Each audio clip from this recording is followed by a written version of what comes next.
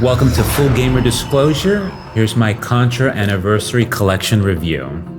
Konami has now released the Contra Anniversary Collection, which is its third compilation package for the Xbox One, the PlayStation 4, Nintendo Switch, and the PC.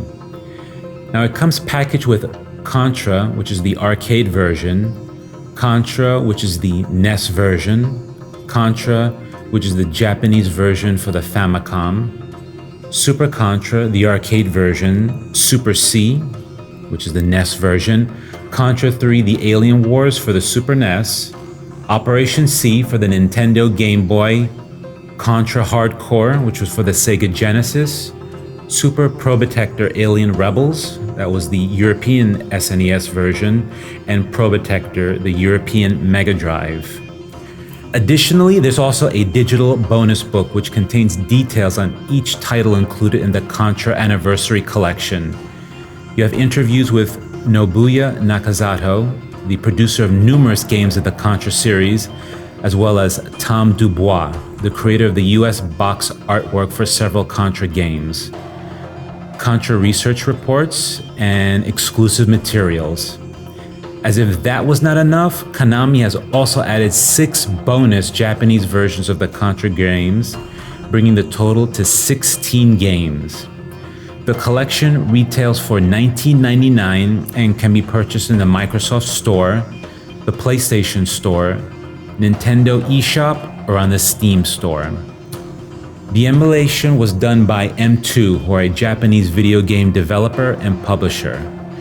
They're also handling the emulation for the Sega Genesis Mini. For the purpose of this review, I will be discussing the Xbox One version.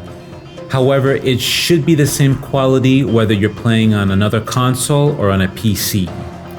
M2 does a great job utilizing their emulation software on these ports. I only saw a little bit of slowdown during my playtime with Contra Arcade, and that includes the US and Japanese versions.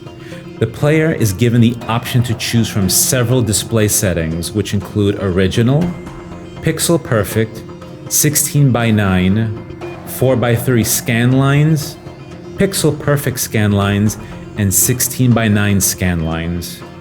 You can even place a frame around the screen to cover the empty black space. A save feature is also included, as well as digital manuals. The action is just as frantic as it was when these games originally debuted back in the late 80s and early 90s. What amazed me was how smooth the gameplay was for Operation C. The game originally debuted on the Nintendo Game Boy, which was a technically inferior device compared to other handheld consoles. All in all, I would highly recommend this collection to any hardcore Contra fan who wants to relive playing these classic 8-bit and 16-bit gems.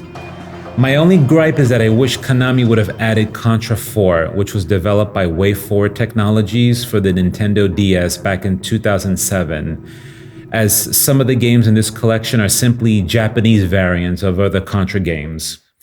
However, that's my personal preference. Still, you are getting 16 games in one collection, which is a lot of bang for your buck. I would give this collection an 8 out of 10. If Konami does add one additional title, then I would have no problem raising the score. Remember that if you're ever in a pinch playing these games, as they are hard, there's always the legendary Konami Code. Happy alien hunting.